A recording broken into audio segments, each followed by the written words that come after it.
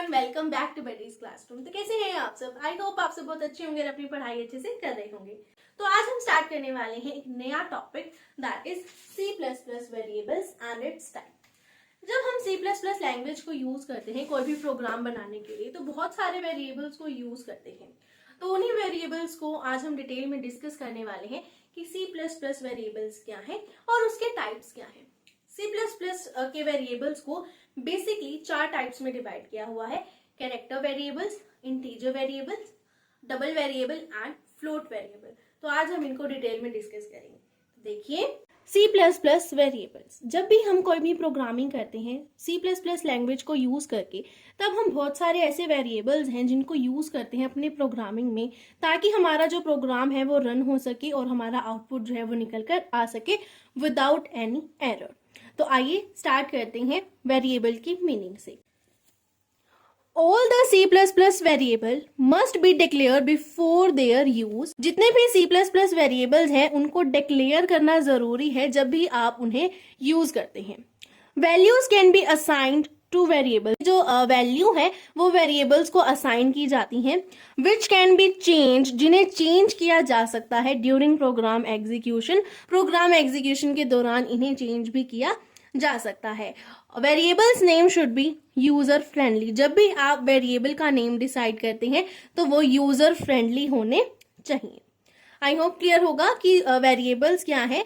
जब भी आप C++ प्रोग्रामिंग को यूज करते हैं तो आप सबसे पहले वेरिएबल्स को डिक्लेयर करते हैं, उन्हें वैल्यूज असाइन की जा सकती हैं और जो भी वैल्यूज असाइन की हैं उन्हें प्रोग्राम एग्जीक्यूशन के दौरान जो है चेंज भी किया जा सकता है।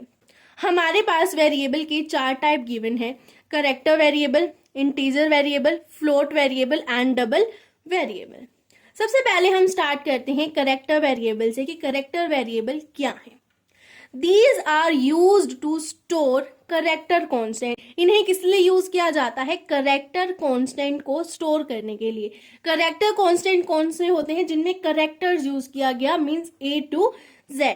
जैसे हमने यहाँ पे लिख दिया S एंड A।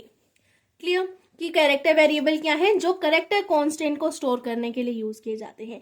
इसका हम एक एग्जांपल देखते हैं, इसका एक प्रोग्राम देखते हैं। आपने स्टार्ट किया इंक्लूड iostream.h, इंक्लूड conio.h। आपने void main का फंक्शन अप्लाई किया, पेरेंथेसिस आपने ओपन की। आप कैरेक्टर वेरिएबल पढ़ रहे हैं तो आप यहाँ लेंगे character C1 and character C2। Short form में अगर मैं कहूं तो कैर C1 की वैल्यू हमने ली S और कैर C2 की वैल्यू हमने ली A। हमने ऊपर अभी बोला था कि जो भी वेरिएबल्स हैं उनको वैल्यूज असाइन की जाएंगी। हमने यहाँ पर कैरेक्टर C1 को S वैल्यू असाइन करी और कैरेक्टर 2 को हमने A वैल्यू असाइन करी। यहाँ पे हमने 2 कैरेक्टर वेरिएबल्स को लिया है। उसके बाद आप लिखेंगे CLR SCR brackets and semi colon. उसके बाद आप लिखेंगे कि आपको आउटपुट क्या चाहिए। आउटपुट में कैरेक्टर 1 में, ये हमेशा इन्वर्टेड कोमास में आएगा, cout character 1 is equal to, कि जो कैरेक्टर 1 में हमें वैल्यू चाहिए वो C1 वाली चाहिए, देन एंड L। फिर उसके बाद आप दोबारा करेंगे कि कैरेक्टर 2 इज इक्वल टू, कि मतलब कैरेक्टर 2 में आपको वैल्यू किसकी चाहिए? C2 वाली वैल्यू चाहिए। यहाँ पर ये C2 है। क्लियर? तो आपका आउटपुट क्या निकल के आना चाहिए आपके हिसाब से कि character 1 is equal to S and character 2 is equal to A। I hope आपको क्लियर होगा कि कैरेक्टर वेरिएबल क्या है। इसमें हम बेसिकली क्या है, कैरेक्टर कांस्टेंट को स्टोर करते हैं। जो भी हमें आउटपुट चाहिए होता है उस हिसाब से हम इसकी प्रोग्रामिंग करते हैं। हमें यहाँ पर चाहिए था कैरेक्टर 1 में C1 वाली वैल्यू और कैरेक्टर 2 में चाहिए थी C2 वाली वैल्यूज, तो उस हिसाब से हमने प्रोग्रामिंग करेंगे। जैसे जैसे हम आगे बढ़ते जाएंगे आपको और क्लियरिटी आती जाएगी। अब देखते हैं हमारा second type of variable, that is integer variable. Integer variable, these are use to store whole number. ये किस लिए यूज किए जाते हैं? होल नंबर को स्टोर करने के लिए।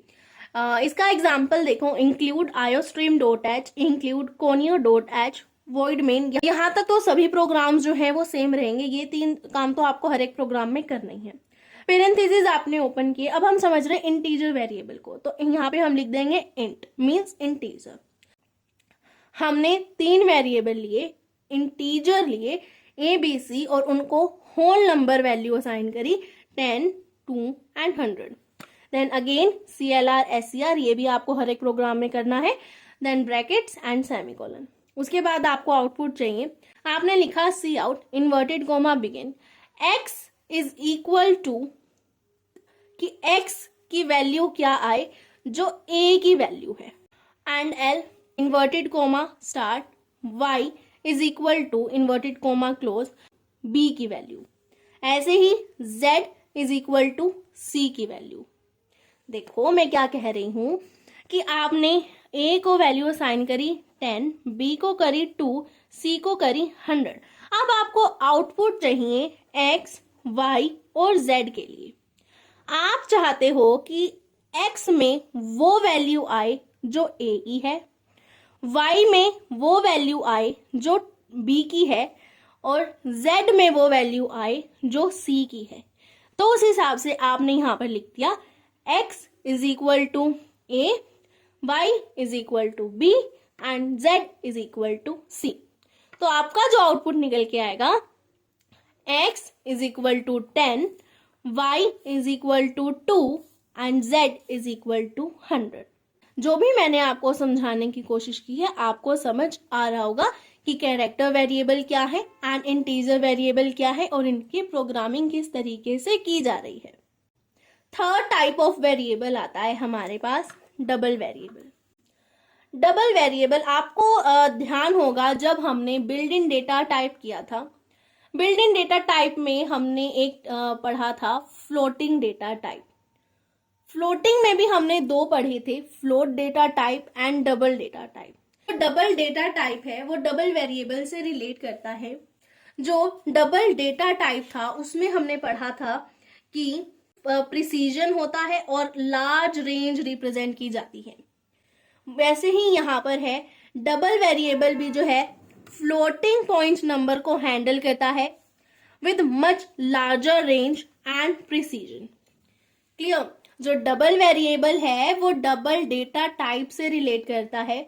डबल डेटा टाइप में भी प्रिसीजन है और लार्ज रेंज रिप्रेजेंट की जाती है।